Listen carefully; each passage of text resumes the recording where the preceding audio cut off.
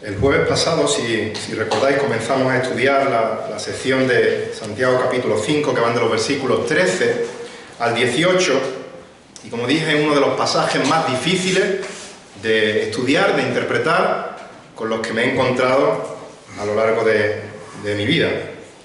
Y también vimos la semana pasada que si no entendemos bien qué es lo que significa este pasaje, podíamos sacar interpretaciones erróneas, tales como que la Biblia enseña la práctica de la extrema unción, errores como que la oración de los ancianos tiene algún tipo de poder sanador, o que los ancianos incluso pueden perdonar pecados, errores como que las enfermedades físicas siempre son señal de que hay un pecado en la vida de la persona que está enferma, errores como el que si estás enfermo y oras pero no te curas, eso significa que no tienes fe, o que Dios promete cumplir en su palabra, que Dios promete que siempre que oremos con fe, Él va a cumplir lo que nosotros le pidamos. Sabemos que el resto de la Biblia afirma que esto no es verdad, y sabemos que este pasaje, o veremos que este pasaje afirma que esto no es verdad tampoco aquí en Santiago. Ahora bien, un paréntesis aquí me gustaría hacer. Cuando la semana pasada preguntaba si la Biblia afirmaba que Dios promete en su palabra cumplir siempre lo que pedimos si pedimos con fe, muchos de vosotros respondisteis en voz alta a que no, y hubo un niño de la iglesia que respondió que sí. Y en ese mismo momento se dio cuenta de su error, se ruborizó un poco, sonrió y viendo que no pasaba nada, que se había equivocado, pues siguió tal cual la reunión. Pero después de la predicación, ese niño habló conmigo y me sorprendió su madurez, porque con solo 10 años me dijo que es que había interpretado mal, o que se había dado cuenta de que hasta ahora había interpretado mal el versículo que dice que todo lo que pidáis en oración creyendo lo recibiréis, el cual se encuentra en Mateo 21-22. Así que pudimos recordar los dos la importancia que tiene el no sacar los versículos de contexto, porque podemos o bien malinterpretarlos, o bien interpretarlos según nuestros intereses y no según lo que dice la palabra de Dios. Entonces los dos vimos que en 1 de Juan 5, 14 y 15 dice lo siguiente: esta es la confianza que tenemos delante de Él, que si pedimos cualquier cosa conforme a su voluntad, Él nos oye. Y si sabemos que Él nos oye en cualquier cosa que pidamos, sabemos que tenemos las peticiones que le hemos hecho. Recibimos todo lo que pedimos en oración, pero cuando lo pedimos conforme a la voluntad de Dios y no conforme a nuestra voluntad. Y el texto de hoy y el de la próxima ocasión, si Dios quiere, en que veamos Santiago, si lo sacamos de contexto, podemos hacer que diga auténticas barbaridades. O podemos hacer que diga lo que a nosotros nos interese que diga en lugar de lo que Dios quiere decir. Así que la aportación de este niño de 10 años fue muy buena para mí y creo que es buena para toda la iglesia, y por eso la comparto. Y repetimos una y otra vez la importancia vital del contexto a la hora de estudiar cualquier texto. Pero antes de sumergirnos brevemente en la interpretación de cada versículo, en qué significa esa unción con aceite, en qué papel tienen exactamente los ancianos en lo que va a decir Santiago, en si está hablando de una enfermedad física o de una enfermedad espiritual y muchas otras preguntas que pueden surgir de este texto, tenemos que tener claro que no hay que perder de vista cuál es el punto central de Santiago en este texto.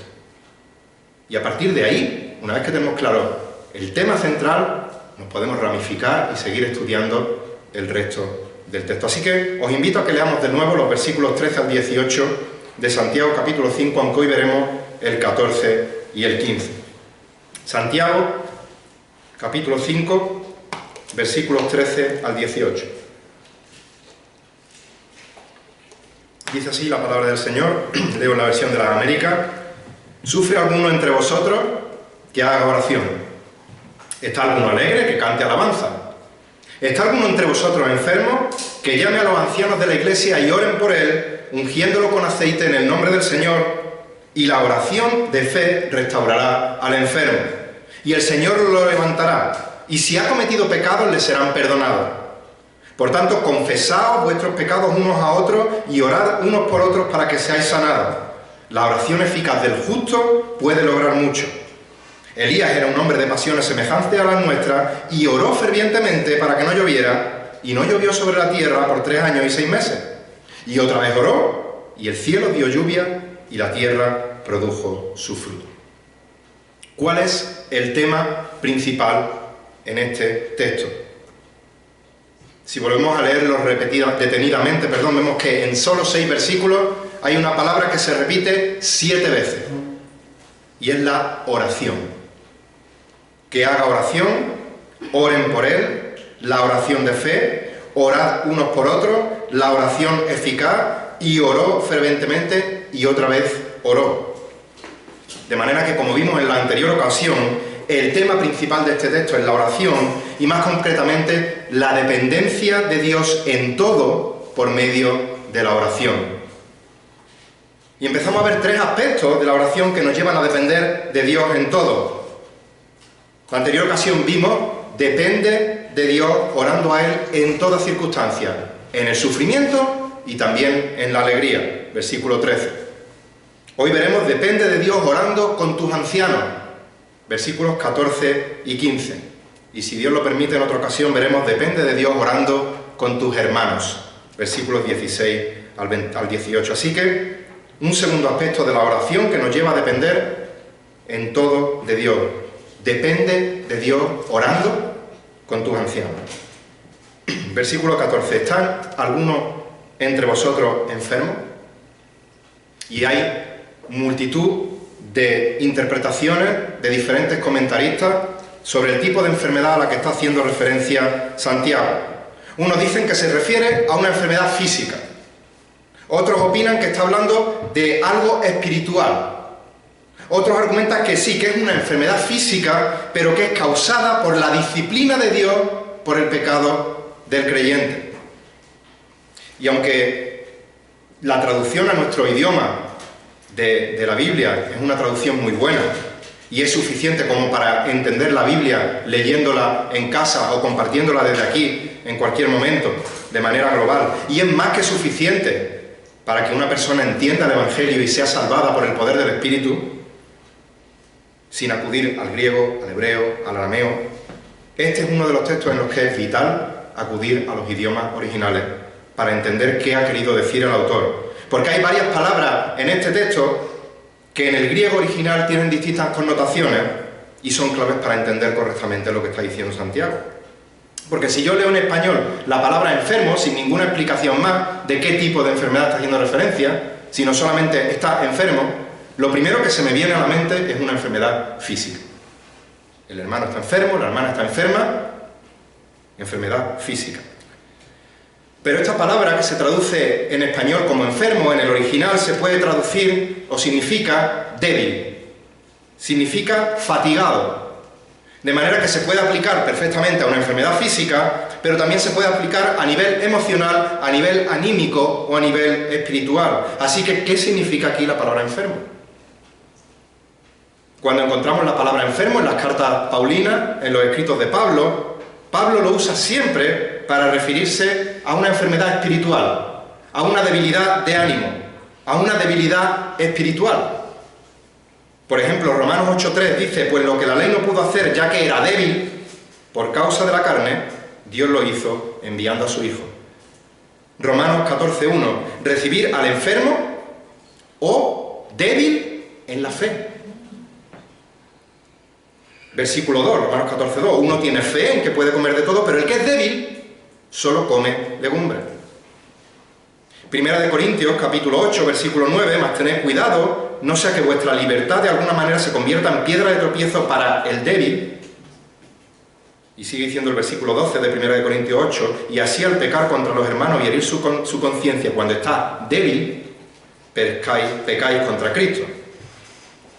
Más ejemplos encontramos en 2 de Corintios 11, versículo 21, para vergüenza mía digo que en comparación nosotros hemos sido débiles.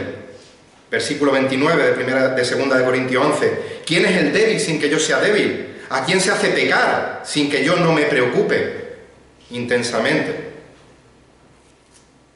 2 de Corintios 12:10, Por eso me complazco en las debilidades, en insultos, en privaciones, en persecuciones y en angustias por amor de Cristo, porque cuando soy débil, entonces soy fuerte. No está hablando de enfermedad física en ningún momento. 2 Corintios 13, versículo 3, puesto que buscáis una prueba del Cristo que habla en mí, el cual no es débil para vosotros, sino poderoso en vosotros. Versículo 4, porque ciertamente Él fue crucificado por debilidad, pero vive por el poder de Dios. Así también nosotros somos débiles en Él, sin embargo viviremos con Él por el poder de Dios para con vosotros. Versículo 9 de este 2 Corintios 13, pues nos regocijamos cuando nosotros somos débiles, pero vosotros sois fuertes. También oramos por esto, que vosotros seáis hechos perfectos. Pablo no usa la palabra enfermo, traducida como enfermedad física, sino como debilidad. Pero, si leemos los 4 evangelios, cada vez que usan esta palabra los evangelistas, hacen referencia a una enfermedad física. Siempre usan esta palabra enfermedad o sanar, haciendo referencia a algo físico, no espiritual, no anímico, en los 4 evangelios. Así que, ¿a qué se está refiriendo Santiago? ¿A qué tipo de enfermedad? Sigamos profundizando un poquillo.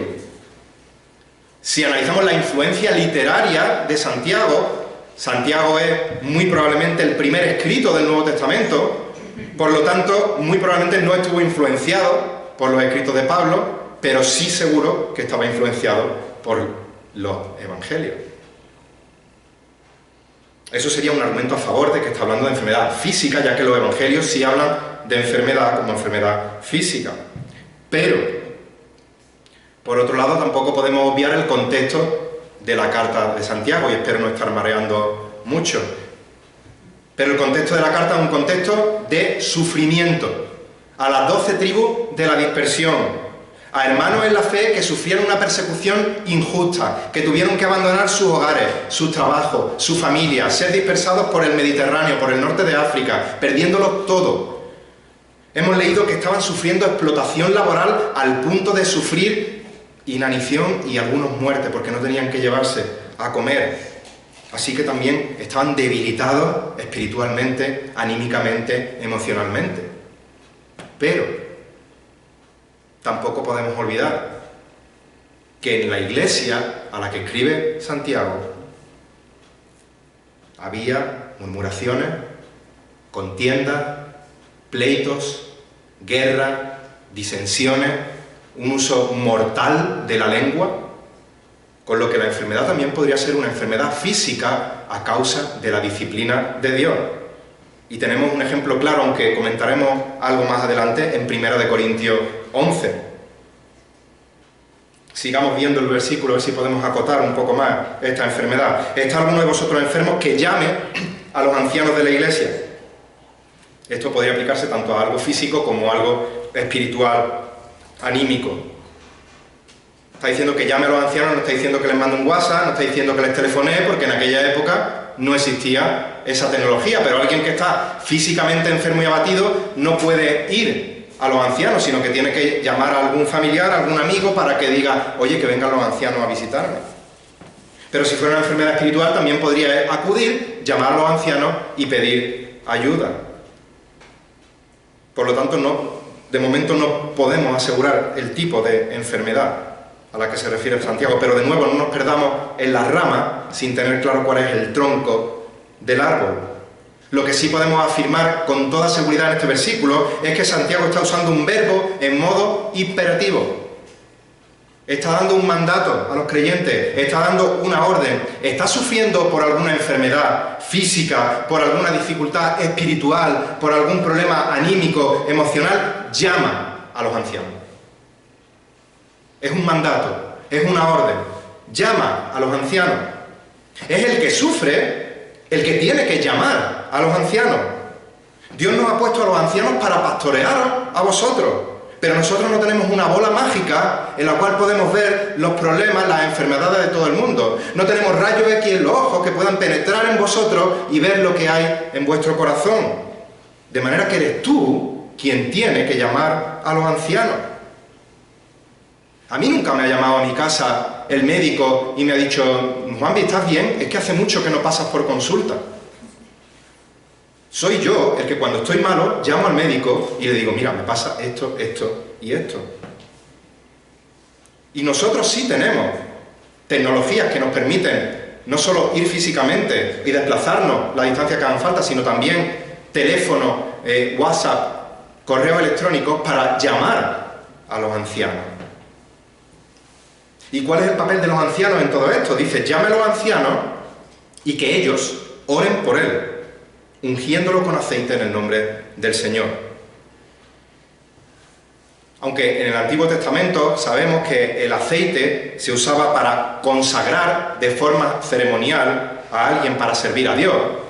También se usaba para reconocer, consagrar a un rey.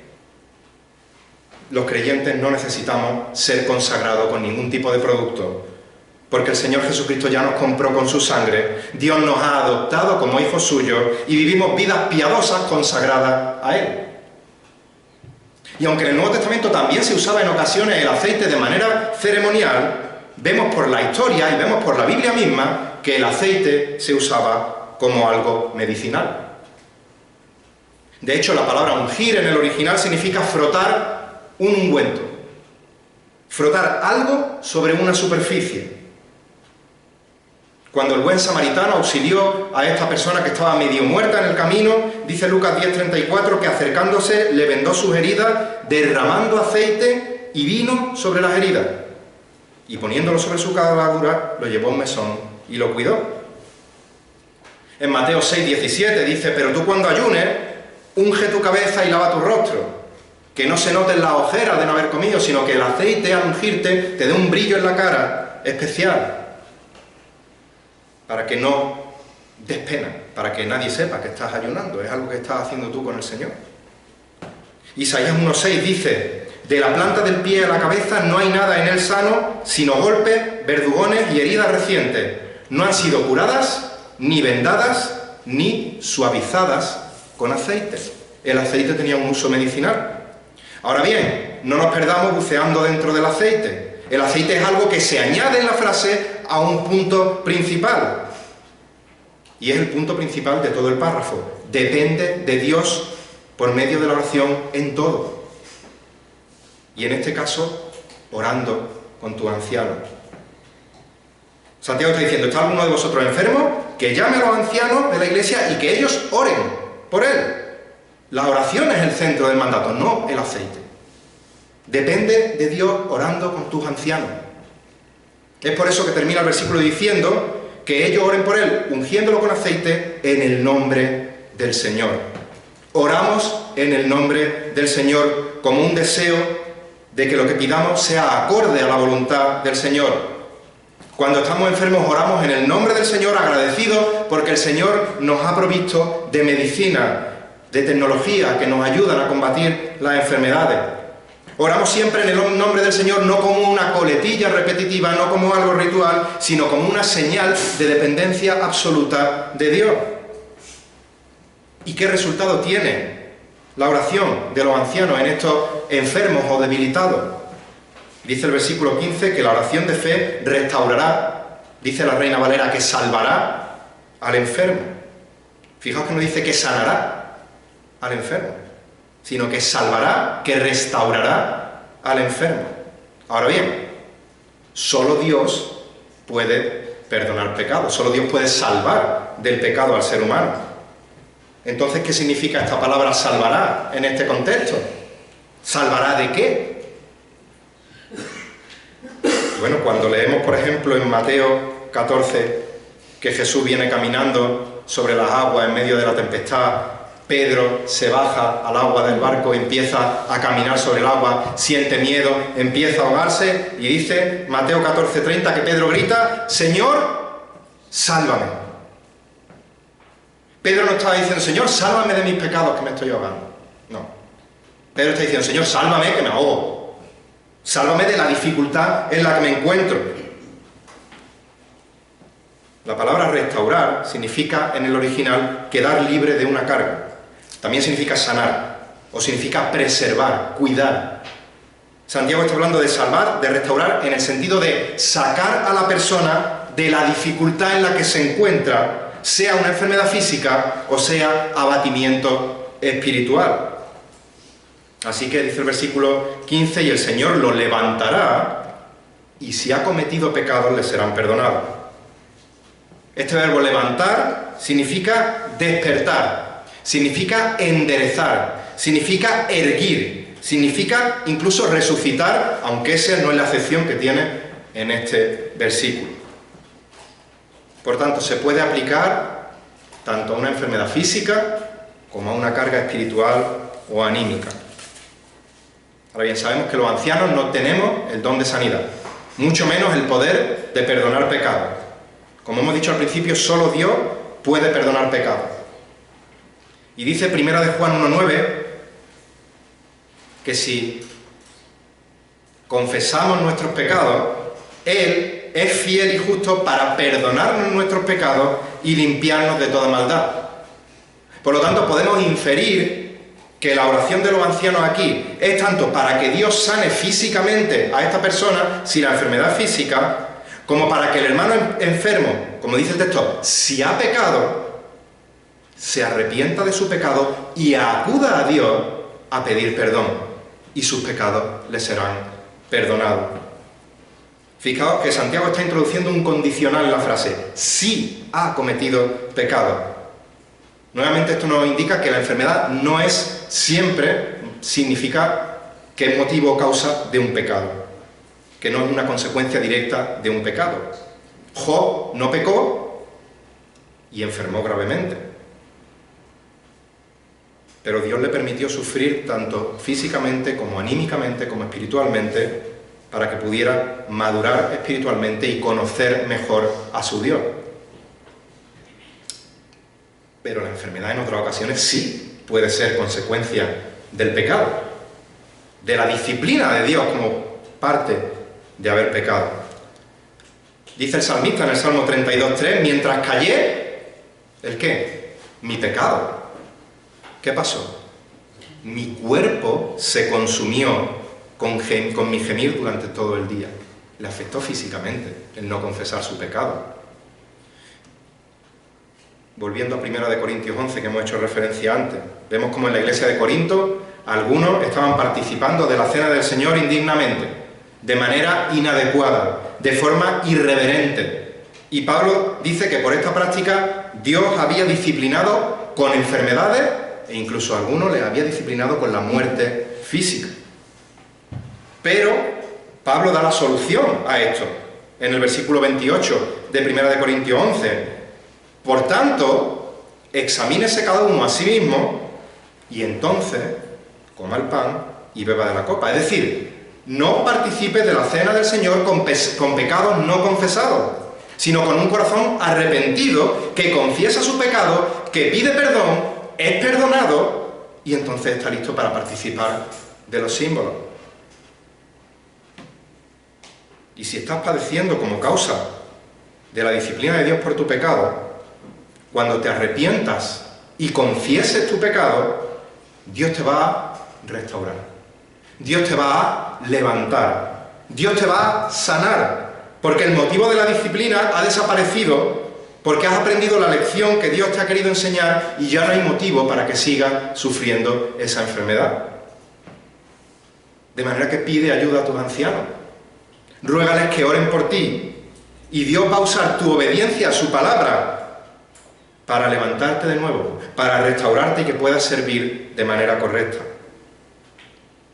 Regresando y terminando a la pregunta que hacíamos al principio, ¿cómo sabemos si Santiago está hablando de una sanidad física o una restauración espiritual? No es que no quiera mojarme, pero considero que se puede aplicar tanto a lo físico como a lo espiritual. Santiago anima a hermanos en la fe que estaban experimentando sufrimientos de todos los colores, de todos los sabores y entre ellos también enfermedades físicas. Sufrimiento físico, espiritual, disciplinario por parte de Dios y les está exhortando a que dependan de Dios en oración, en este caso por medio de acudir a los ancianos para que oren por ellos. Por medio de los líderes espirituales que Dios ha colocado para servir a su iglesia. De manera que si obedeces a este mandato, Dios va a ver tu dependencia de Él usando los recursos que Él te ha provisto para ayudarte a restaurar tu salud, para ayudarte a restaurar tu fe, para ayudarte a restaurar tu ánimo, para ayudarte a arrepentirte de tu pecado. Y promete que te va a perdonar, promete que te va a levantar de nuevo para que vuelvas a serle útil, fructífero, provechoso para su gloria y para su honra, para la edificación de su iglesia y para la extensión de su reino. Así que, hermanos, hermanas, dependamos absolutamente de todo en oración de nuestro Dios. Que el Señor bendiga su palabra.